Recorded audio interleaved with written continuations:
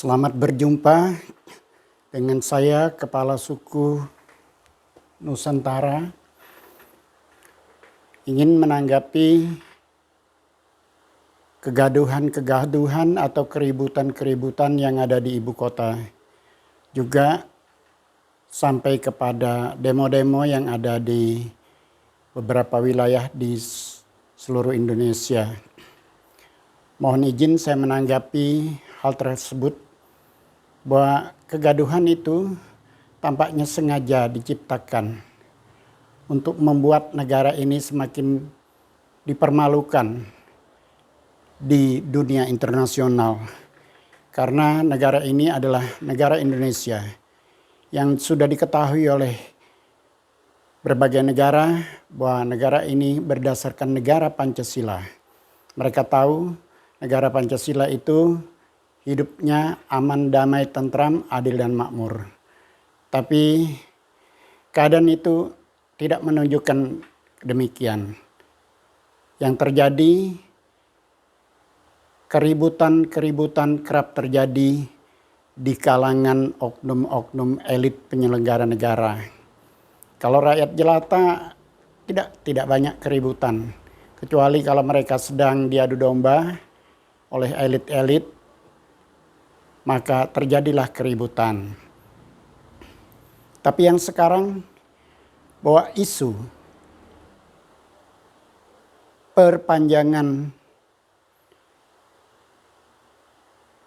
masa bakti presiden atau presiden 3 periode dan penundaan pemilu ini sengaja ditiup untuk membuat kegaduhan, untuk membuat keributan, sehingga negara ini semakin dipermalukan di mata internasional. Nah, sekarang ada perlawanan dari pihak yang tidak menerima sumber wacana yang membuat keributan ini. Mereka melakukan penolakan.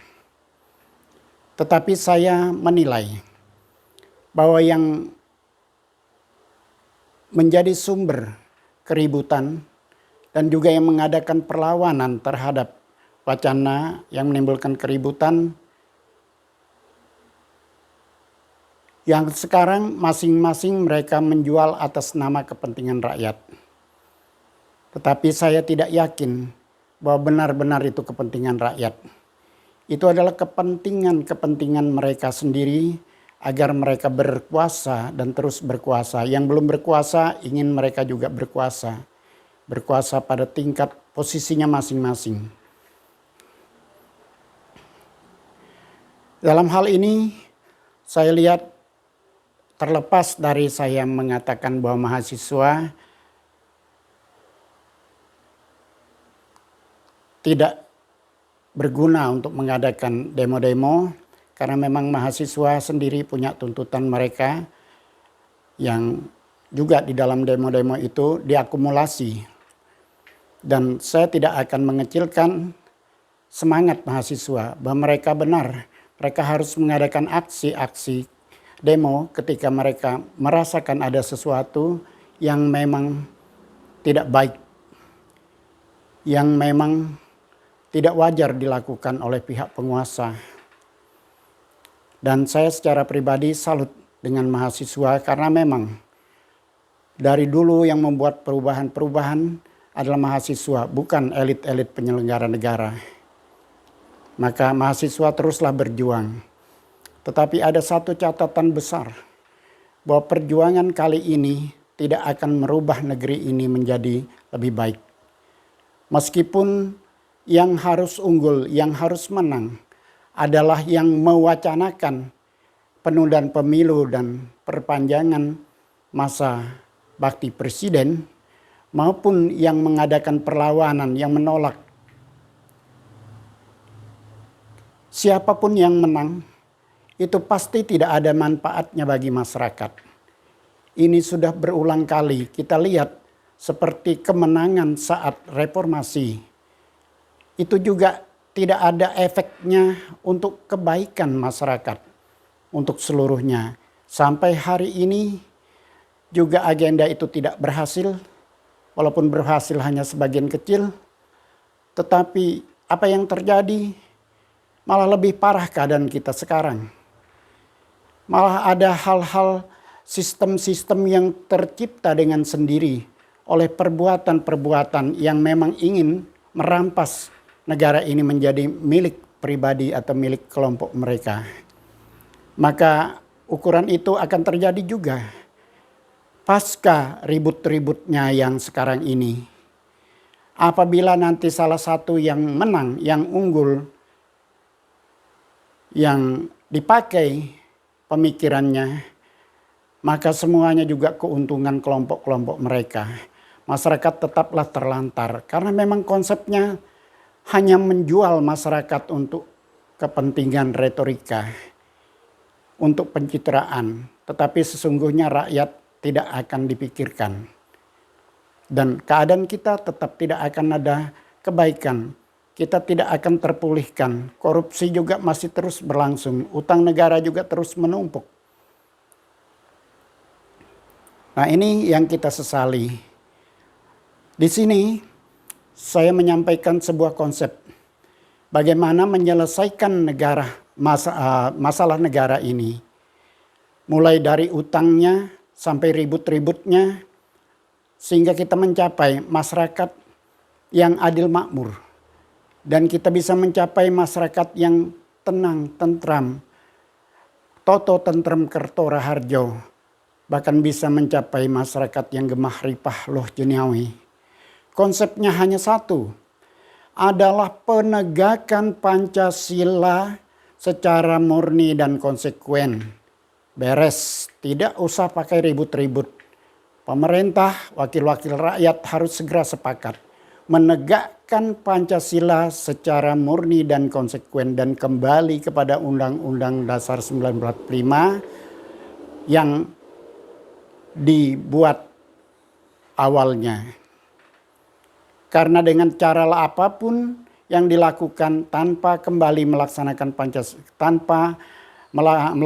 Pancasila secara murni dan konsekuen, maka semua usaha akan sia-sia, hanya menguntungkan kelompok-kelompok tertentu. Ada kelompok yang disebut kelompok-kelompok oligarki yang merebut kekuasaan. Dan mereka merebut negara ini dari tangan rakyat menjadi milik mereka. Yang sesungguhnya negara itu adalah dari rakyat, oleh rakyat, dan untuk rakyat. Tetapi sekarang akan dibalik dari mereka, oleh mereka, dan untuk mereka. Ini sangat ironi. Bagaimana susah payah para pejuang kita membangun negara ini untuk rakyat.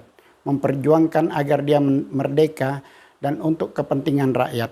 Untuk mencapai rakyat adil, makmur, dan merata. Tapi kalau itu yang mereka lakukan seperti selama ini, maka itu tidak akan pernah tercapai. Sekali lagi saya tegaskan, satu-satunya untuk mengakhiri semua ribut-ribut, untuk bisa membayar utang negara, untuk bisa membuat negara ini tenang, sebagaimana negara Pancasila yang seharusnya memang demikian, maka tegakkanlah Pancasila secara murni dan konsekuen. Pemerintah dan wakil-wakil rakyat harus sepakat. Karena negara ini memang harus dibangun untuk kesejahteraan rakyat. Adapun wakil-wakil rakyat, penyelenggara pemerintahan, para elit-elit yang menjadi penyelenggara negara ini, tugasnya adalah mengurus negara untuk kepentingan rakyat. Bukan kepentingan pribadi mereka, bukan kepentingan kelompok mereka. Kita lihat, kita tidak akan menyampaikan hal ini kalau pada masa lalu kita tidak melihat banyak contoh. Bahwa siapa yang menjadi pejabat, mereka lah yang meraup keuntungan. Sehingga sebagian besar mereka dibuktikan bahwa mereka akhirnya ditangkap KPK dan dipenjara karena mereka menjarah uang negara yang sesungguhnya uang rakyat karena untuk membangun rakyat. Nah, hal ini harus dihentikan. Tetapi dengan hanya menghukum mereka, mereka dihukum, yang lain lagi yang berbuat sehingga tidak habis rantai korupsi ini berjalan terus.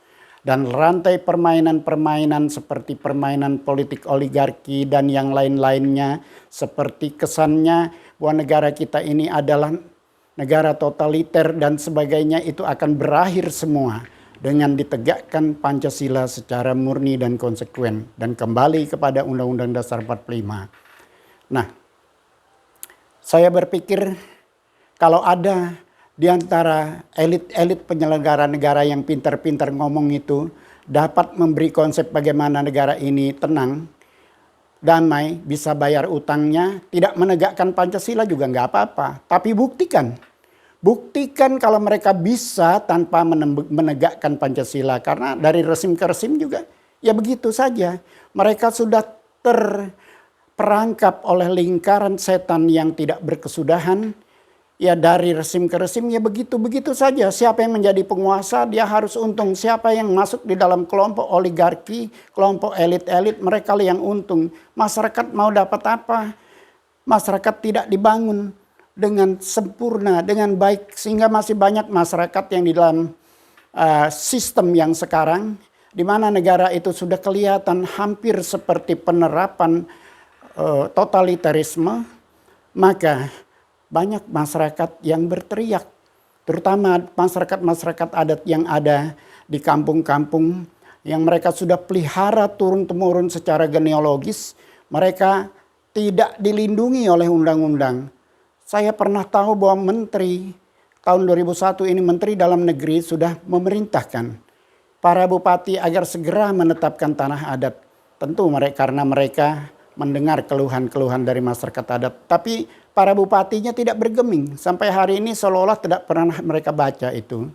Nah, kesimpulannya bahwa mulai dari oknum-oknum pemerintah daerah sampai pemerintah pusat, dan lebih parah yang di daerah karena dia sebenarnya orang daerah sendiri, diharapkan agar bisa membangun daerahnya. Tapi ternyata dia menjadi penggerogot hak rakyatnya. Dia menjadi perampas hak rakyatnya. Mereka lebih melindungi investasi-investasi karena investasi bisa memberikan mereka uang. Sementara masyarakatnya mereka harus urus karena tidak bisa beri uang.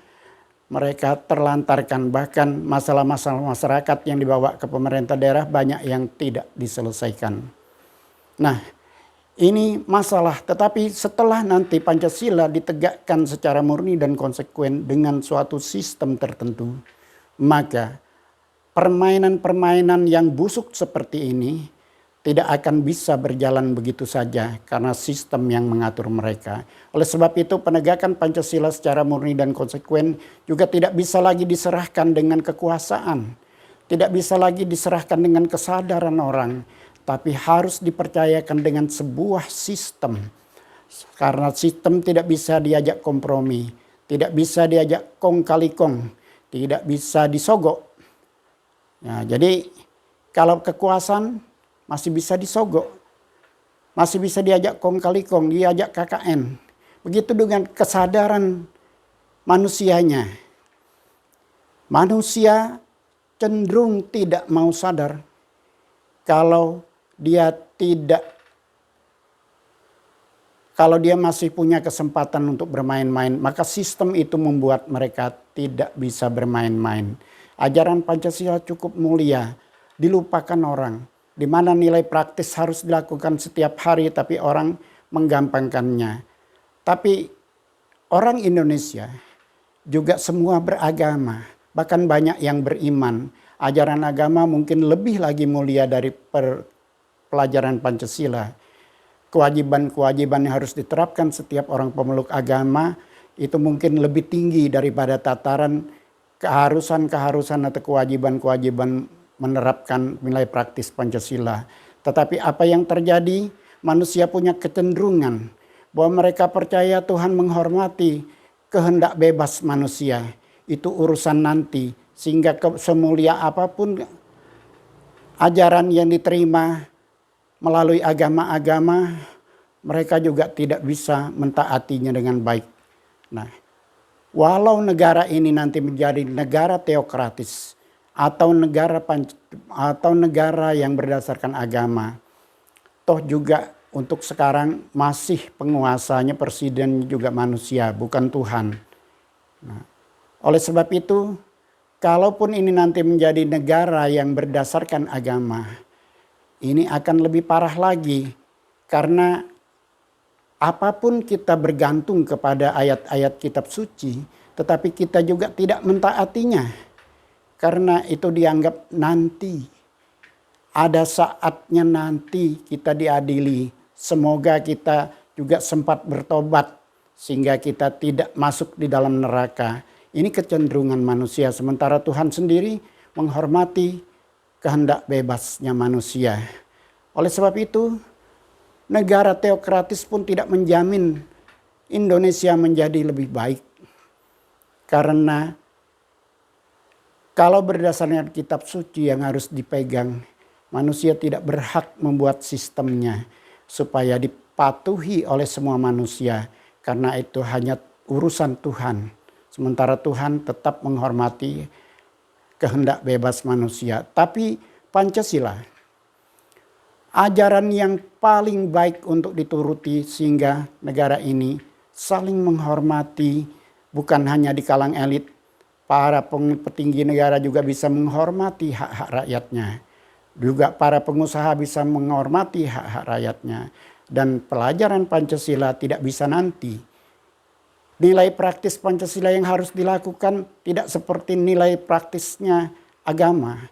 Dia harus sekarang juga dilaksanakan. Kalau tidak sekarang dilaksanakan, maka masalah terus terjadi.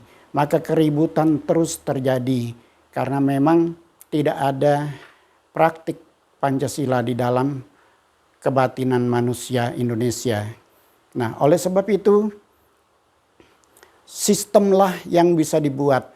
Dan kalau kita membuat sistem atas Pancasila supaya bisa dituruti, itu bisa. Karena kita tidak melampaui kekuasaan Tuhan atau kehendak Tuhan atau kewenangan Tuhan. Karena Pancasila itu buatan manusia. Maka supaya bisa dituruti, manusia juga bisa membuat sistemnya. Nah, dalam hal ini, saya katakan semua kegiatan yang ribut-ribut itu hanya untuk kepentingan para elit sendiri. Tidak akan ada manfaatnya bagi rakyat. Setelah mereka yang menang duduk dan berkuasa, mereka juga membentuk kelompok-kelompok mereka untuk berkuasa atas yang lain. Untuk berkuasa mengambil hak-hak rakyat dan rakyat tidak diurus. Sekarang saya telah dikukuhkan oleh beberapa LSM, termasuk yang dari Jawa, menjadi kepala suku Nusantara. Maksudnya adalah bahwa saya harus memberi dorongan kalau perlu memimpin seluruh rakyat Nusantara yang merasa tidak nyaman dalam negara yang ribut-ribut dan rakyat tidak dilayani dengan baik. Maka saya harus melakukan sesuatu. Harus mengobarkan perjuangan penegakan Pancasila secara murni dan konsekuen. Melalui kesempatan ini saya menyampaikan kepada koordinator-koordinator sahabat kepala suku yang ada di seluruh tanah air agar mendorong rakyat-rakyat yang merasa tidak beruntung itu untuk bergabung merapatkan barisan sehingga pada saat yang tepat kita akan minta pemerintah mendekretkan Pancasila untuk dilaksanakan secara murni dan konsekuen.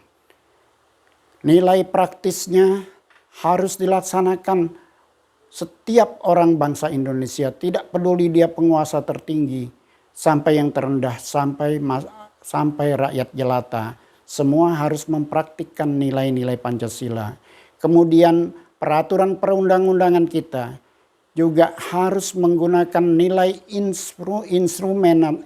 instrumental Pancasila agar peraturan perundang-undangan bukan melindungi penguasa tetapi melindungi semua hak masyarakat seluruh Indonesia.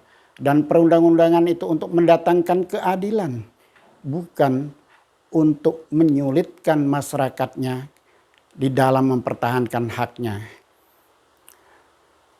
Di dalam menyelesaikan masalah, kita sudah tahu bahwa dari dulu sampai sekarang menyelesaikan di pengadilan, terutama yang urusan perdata, itu adalah upaya terakhir. Bukan buru-buru kita ke sana. Kalau sudah tidak ada upaya lain, barulah kita ke pengadilan. Artinya, dari dulu kita sudah menyadari bahwa ada sistem penyelesaian masalah dengan restoratif justice. Restoratif justice ini tidak harus melalui peradilan, tetapi dia masih bisa menggunakan alasan-alasan hukum yang untuk keadilan. Restoratif justice lebih terbuka karena melibatkan beberapa pihak yang harus terlibat untuk menilai dan menentukan bagaimana pelaku atau berbagai pihak ini harus berdamai. Tidak juga menutup kemungkinan bahwa soal pidana juga bisa dilakukan melalui restoratif justice.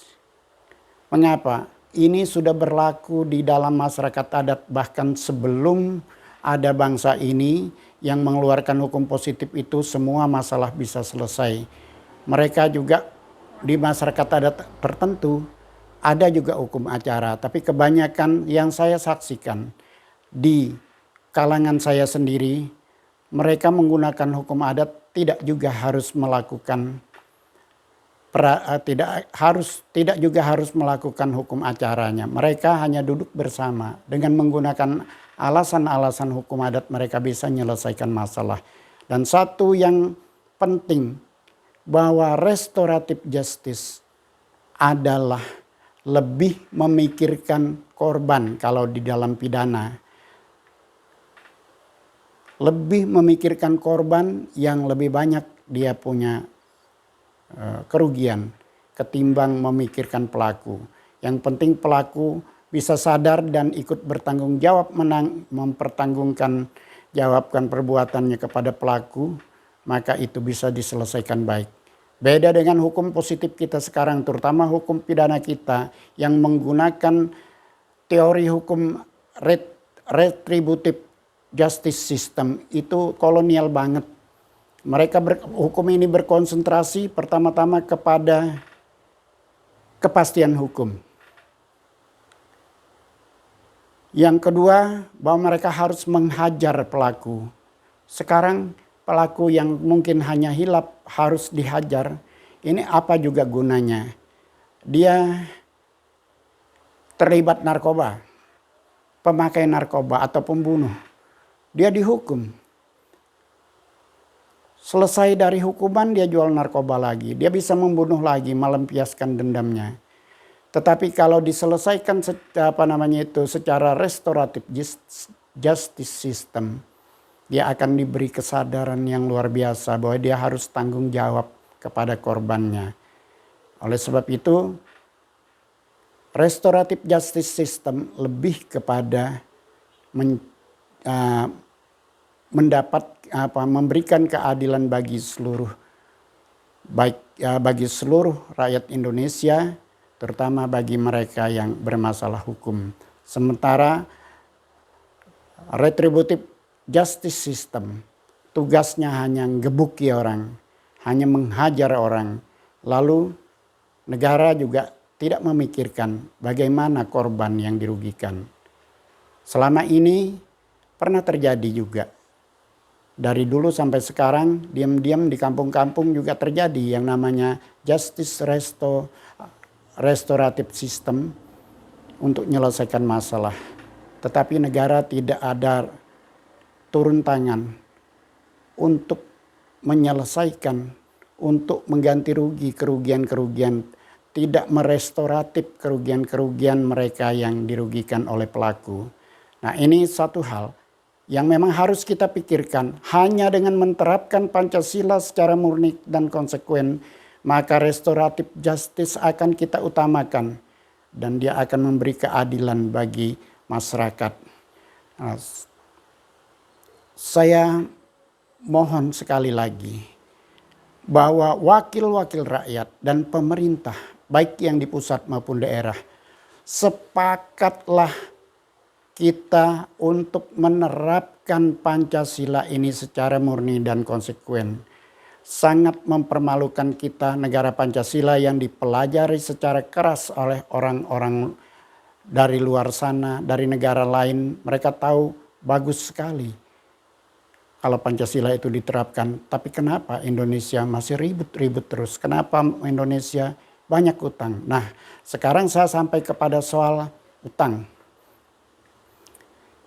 Saya pernah melihat dokumen dan ini bukan mitos. Seorang jenderal, mantan jenderal kasih tahu kepada saya berapa banyak uang di luar negeri, ada dokumennya walaupun fotokopi, tunjukkan kepada saya.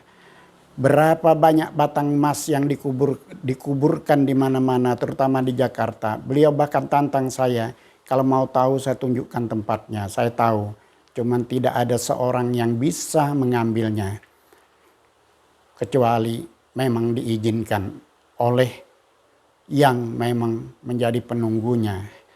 Nah, harta ini memang sudah disiapkan untuk bisa menyelesaikan utang-utang negara dan menyelesaikan masalah, dan Pancasila sudah disediakan oleh para pendahulu kita, oleh founding fathers kita, bahwa kalau negara ini sudah dalam keadaan kepepet banyak utang, harta itu bisa untuk bayar utang.